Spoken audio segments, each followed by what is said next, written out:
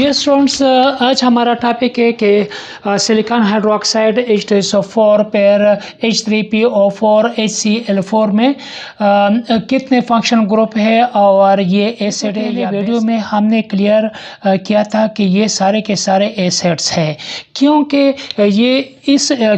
इसमें OH functional group attach है, न कि OH आयन है। OH आयन वही होता है, हाइड्रोक्साइल आयन या हाइड्रोक्साइड आयन वही होता है जिस पे नेगेटिव ग्रुप वही होता है जिस पर कोई चार्ज नहीं होता और सिर्फ ये डैश है। लेकिन ये तो बिल्कुल क्लियर है कि लेकिन ईटा टेस्ट में ये कुछ यूँ आएगा, फंक्शनल ग्रुप अटैच है फॉर SiO का ये फार्मूला आएगा। फिर हम देखते हैं कि यहाँ 4 हाइड्रोजन है और तो इसके लिहाज से 4 फंक्शनल ग्रुप बनते हैं। यहाँ भी अगर आप देख ले तो 2 हाइड्रोजन है, 4 ऑक्सीजन है, तो 2 हाइड्रोजन 4 ऑक्सीजन को कंसीड कर देता है, तो 2 हाइड्रोजन 4 ऑक्सीजन के साथ मिलकर 2 फंक्शनल। इस किस्म के क्वेश्चन में हाइड्रोजन फॉस्फेट में ये 3 हाइड्रोजन है, 4 ऑक्सीजन है, तो यहाँ 3 फंक्शनल ग्रुप बन जाएंगे। और OH का यहाँ आप देख ले कि हाइड्रोजन और ये ऑक्सीजन के साथ मिलकर सिर्फ एक ही फंक्शनल ग्रुप ही बनाएगा।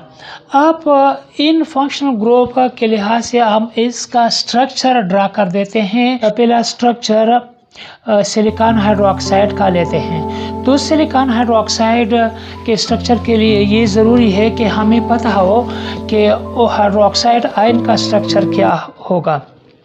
हाइड्रोक्साइड आयंस का स्ट्रक्चर कुछ यूँ होगा। इलेक्ट्रॉनिक कॉन्फ़िगरेशन है तो उसमें 2 लोन पेयर्स ऑफ इलेक्ट्रॉन है, इधर है, तो इसके साथ ये हाइड्रोजन अटैच फंक्शनल ग्रुप का डैश है। अगर आप इस फंक्शनल ग्रुप को हम सिलिकॉन के साथ अटैच कर दें जो 4 है, तो स्ट्रक्चर कुछ यूँ आएगा Si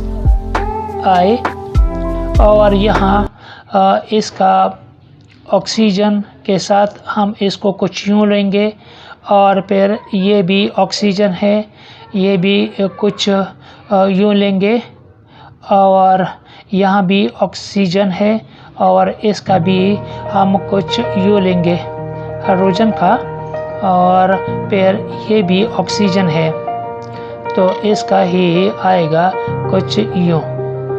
देखिए यहाँ भी एक ही जैसा एंगल है, यहाँ भी है और यहाँ भी एक ही एंगल होगा एक किस्म का, और यहाँ भी एक किस्म का एंगल है, और सारा का सारा ये एंगल तो बिल्कुल ही बराबर आएगा 109.5 और साथ साथ ही ये एंगल भी वही है। तो इसका पूरा स्ट्रक्चर कुछ यूँ ही बनता है। अभी आते हैं ये H2SO4। जैसा कि मैंने पहले ही कह दिया कि इसमें 2 फंक्शनल ग्रुप बनते हैं, तो दरमियान का जो सेंट्रल मेटल है ये सल्फर है, सल्फर को यूँ लेते हैं और इसका भी ये फंक्शनल ग्रुप मालूम है और ये फंक्शनल ग्रुप का एंगल भी हमें मालूम है। ऑक्सीजन के साथ 2 लोन पेयर्स ऑफ इलेक्ट्रॉन है और यहाँ पर हाइड्रोजन अटैच है और साथ साथ ये है। अगर ये इन दोनों को यहाँ ले आए, साथ ही लिख ले ये ऑक्सीजन और साथ ये हाइड्रोजन, और फिर इस किस्म का ये ऑक्सीजन है और साथ ही ये हाइड्रोजन ही आएगा, दोनों का एक ही एंगल बनता है। और अगर देख लिया जाए तो 2 ऑक्सीजन कुछ यूँ अटैच होगा, डबल बॉन्ड से अटैच होगा, डबल बॉन्ड ही बनाएंगे और फिर एक और ऑक्सीजन भी है। यहाँ देख लेते हैं कि इन तमाम के दरमियान जो एंगल है 109.5 डिग्री को भी डिस्कस किया जाए तो इसका बॉन्ड लेंथ बनता है 142.2 पिकोमीटर बॉन्ड लेंथ है। और अगर ये बॉन्ड ये ले लिया जाए ऑक्सीजन और हाइड्रोजन का ये बॉन्ड लेंथ ले लिया जाए तो इसका वैल्यू है 97 पिकोमीटर। सिंगल बॉन्ड, ये सिंगल बॉन्ड का आप ले ले,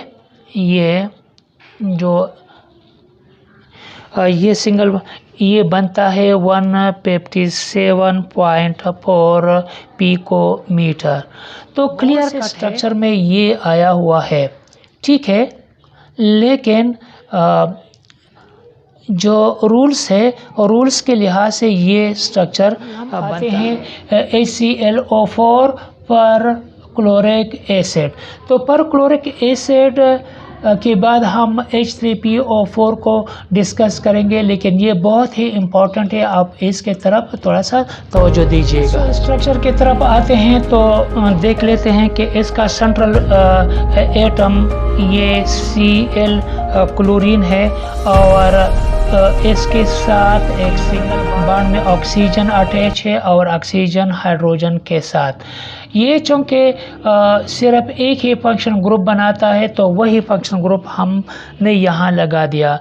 फिर ये डबल बॉन्ड है, ये डबल बॉन्ड आप ले ले, ये दूसरा डबल बॉन्ड है ऑक्सीजन के साथ और ये तीसरा डबल बॉन्ड है ऑक्सीजन के साथ।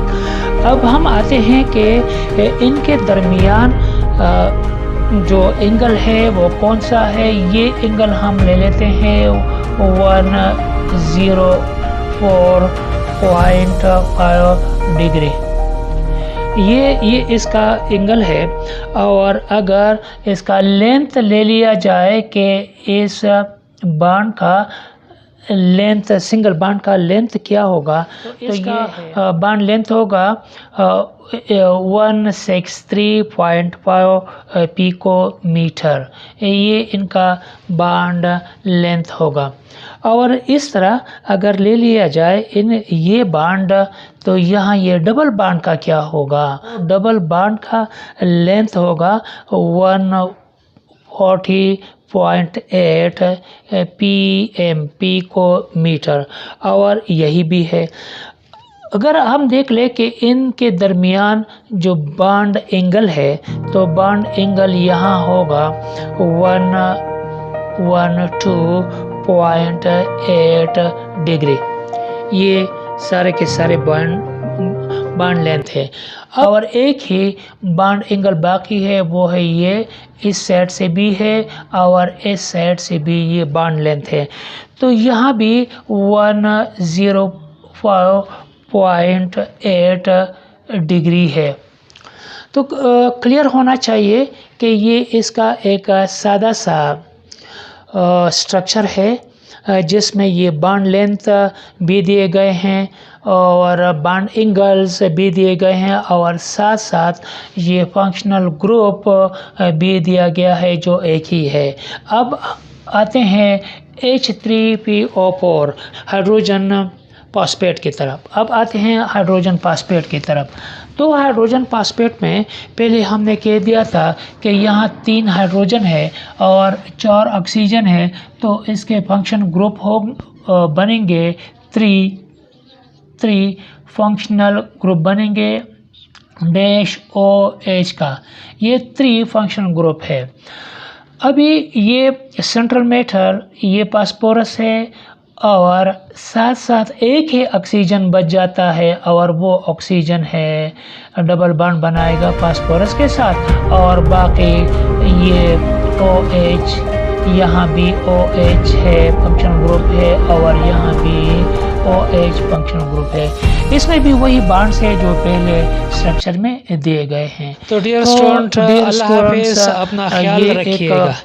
छोटा सा मुख्तसर सा क्लिप था, मुख्तसर सा वीडियो था, लेकिन क्लियर होना चाहिए आप लोगों को कि ईटा में एमडीकेट में इस किस्म के सवालात आते हैं, और वो ये है फॉर एग्ज़ाम्पल कि H3PO4 में कितने फंक्शन ग्रुप बनते हैं।